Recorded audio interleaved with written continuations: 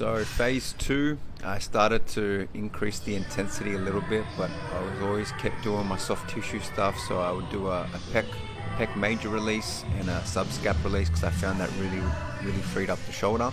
Then I started to introduce some hanging work. So the first 4 weeks I was very hesitant to do this, but I started to just put as much load through the shoulders as I could by keeping my feet on the floor and just gently easing into it. So here I'm trying to regain some external rotation that I lost. I would do an FRC approach, pals and rails, so I would kind of contract for 10 seconds as hard as I could, trying to get that left knuckles towards the wall. This is recent. I have regained a lot of external rotation, and this exercise here was a big reason for that irritation. And I found out by improving the external rotation would improve my shoulder flexion. So I was kind of killing two birds with one stone. And for the first probably 2 months, me doing this just with body weight was very difficult.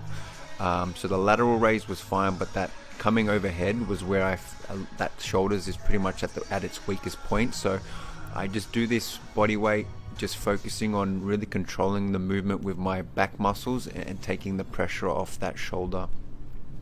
At this phase, I started to introduce some band pull aparts to strengthen that rear delt. Again, I couldn't do this for the first probably 6 to 8 weeks. I had to be patient, but I do this high volume. I'll do 50 reps at a time with a light band. It makes my shoulder now feel really good. Also introduced some overhead kettlebell holds just for some stability. I would hold in that 90-degree position, then I would raise as high as I could, challenge that shoulder flexion and just hold in the top position.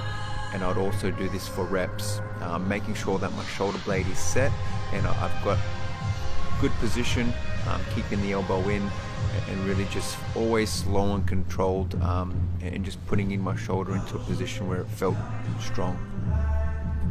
Really started to strengthen my serratus a lot more as well, because my shoulder could start to handle more things.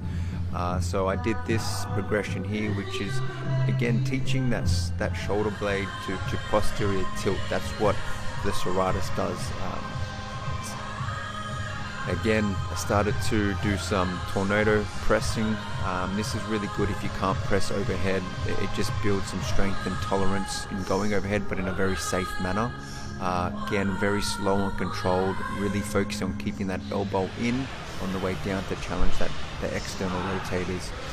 And horizontal pulling, this is where I really started to increase the weight a bit, increase the volume, doing a lot of different variations.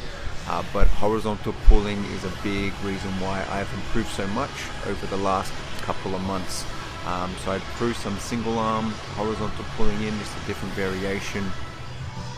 I like this because it's very integrated, using a lot of core. And I started to do some shoulder work, so some lateral raises with dumbbells. At the beginning I just did this body weight, then progressed to 1 kilo, then to 2 kilos, and now I'm on around 3-4 kilos. So yeah, lateral raises, just avoiding the pain. And then I would go into a check press, really good for shoulder blade control, and just building some strength and tolerance in that shoulder again. Again, I would start light and conservative, and then when I felt my body was ready, I would increase the weight. You really got to listen to your body, let your body heal the next couple of days after a session, and then go from there. You really got to experiment, flirt with the pain. It's a process, and everybody's journey is going to be a little bit different.